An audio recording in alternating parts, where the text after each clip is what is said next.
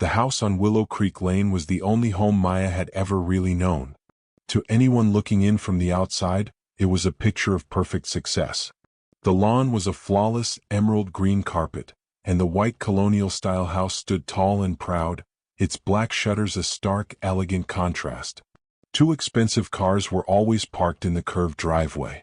Inside, everything was spotless and orderly, from the plush beige sofas to the gleaming granite countertops in the kitchen. Photographs in silver frames chronicled a life of privilege. A young Maya learning to ski in Aspen, the family posing in front of the Eiffel Tower, all of them smiling on a sailboat under a bright sun. David and Elizabeth Carlyle had presented her adoption as their greatest act of generosity.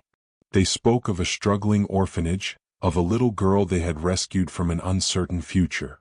They dressed her in the finest clothes, enrolled her in the best schools, and ensured she had every material advantage. Maya was polite, got good grades, and played the piano beautifully. She was the perfect addition to their perfect life. Yet, a quiet loneliness had always lived inside her, a feeling of being slightly out of place. Their hugs were brief, more like a formal greeting than a warm embrace.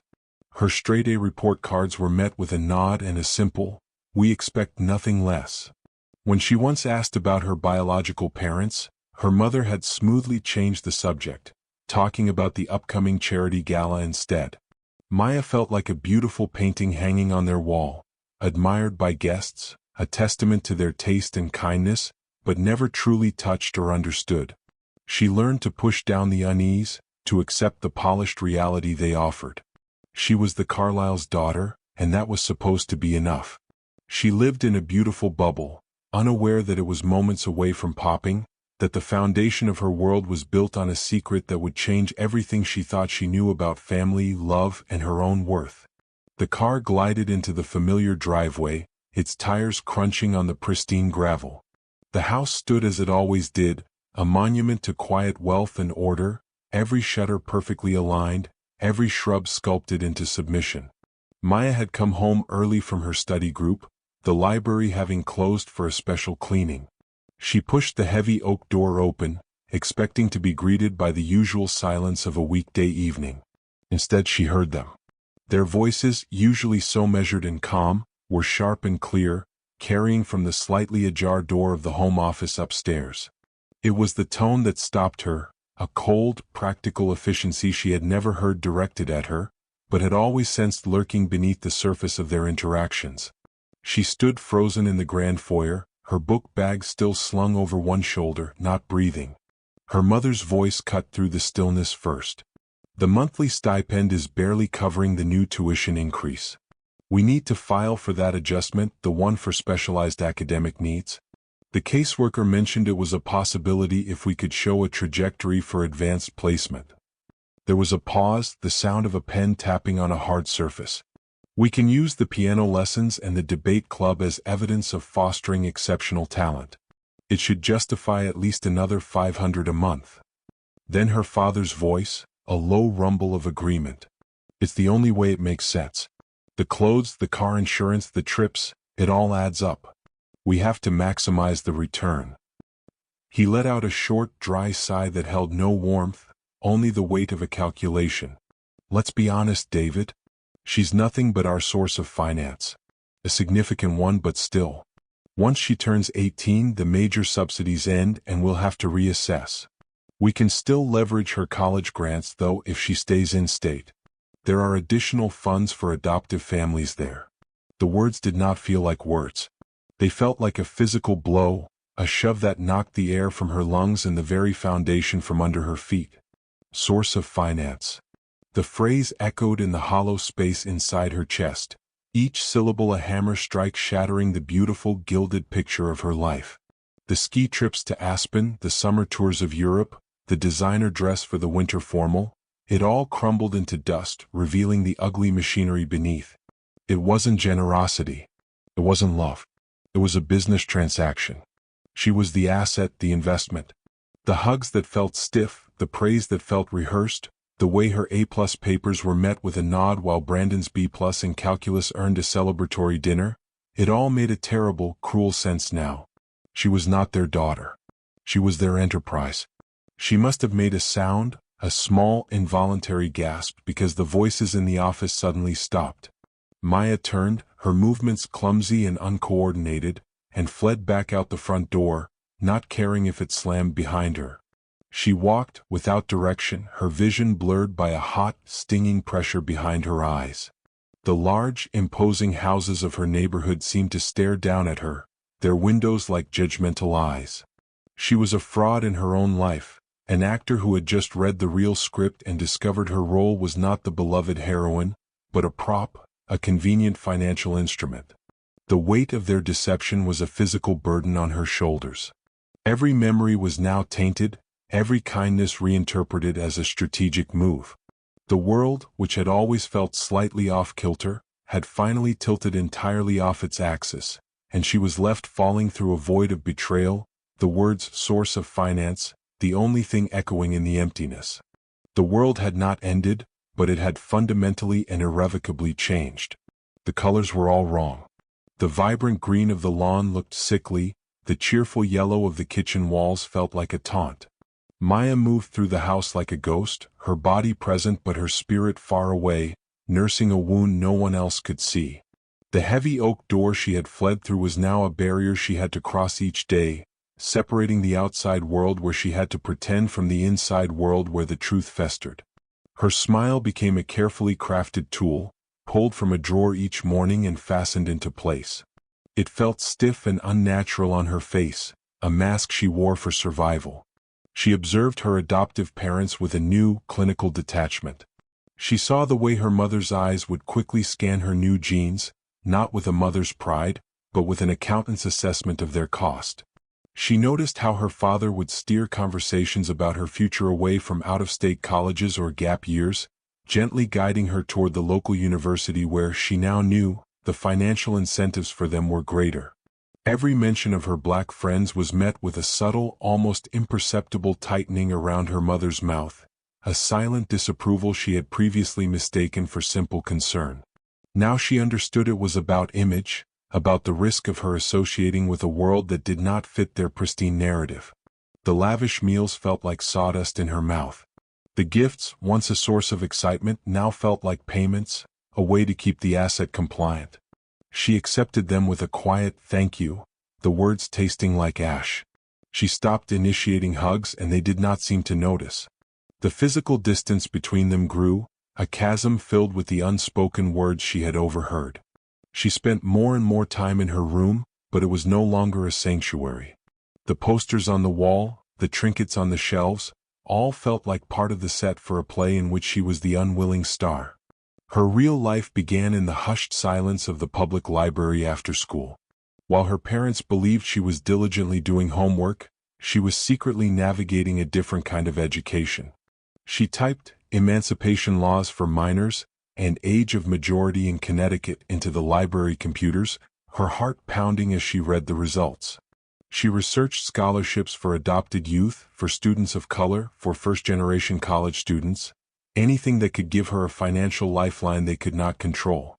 It was there, in the glow of the screen, that she found a name, Eleanor Evans, the social worker who had signed her final adoption papers. With trembling fingers, she composed an email, pouring out a carefully worded half-truth of a story about seeking her medical history and biological roots. She hit send, feeling a terrifying mix of terror and hope, a single desperate act of rebellion against the gilded cage she now saw so clearly. The kindness she had received was a loan, and she was now determined to pay it back with her silence, her patience, and ultimately, her freedom.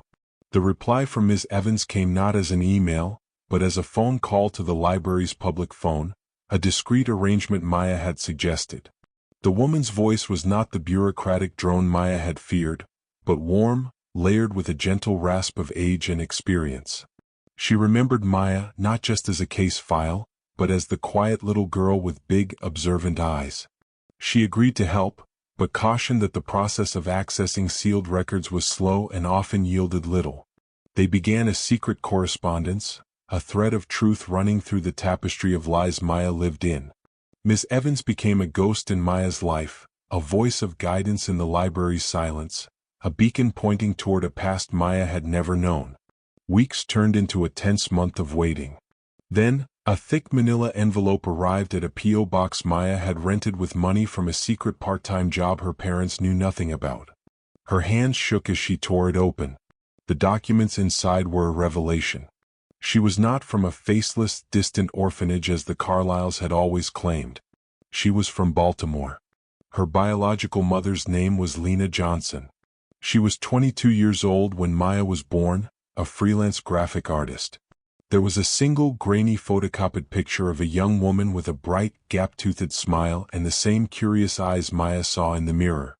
She had died in a car accident when Maya was 3, a sudden, tragic event that triggered the cascade into the foster system. But the most shocking detail was buried in the final pages of the report. A small life insurance policy, taken out by Lena's own mother before she passed.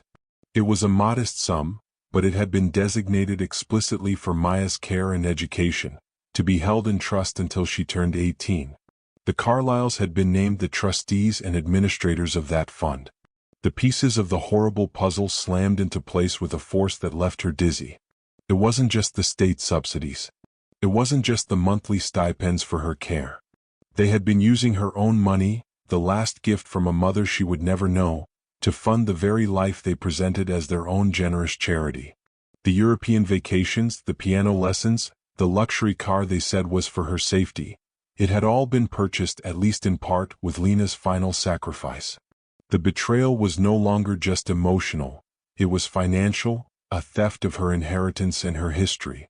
The Carlyles hadn't just taken her in, they had erased her past and monetized her future, building their comfortable life on the twin pillars of state aid and a dead woman's love. The morning of her 18th birthday was quiet and unremarkable. There were no balloons, no wrapped gifts waiting at the breakfast table. The Carlyles had offered a brunch over the weekend, a performative celebration for a few close friends, but today was a Tuesday, a day for business. Maya had already packed her life into 2 suitcases and a backpack, all stored in the trunk of a used sedan she had purchased with a small student loan the week before. She came downstairs dressed not for a party but for a departure. She placed a single envelope on the kitchen island, her name written on the front in her neat handwriting.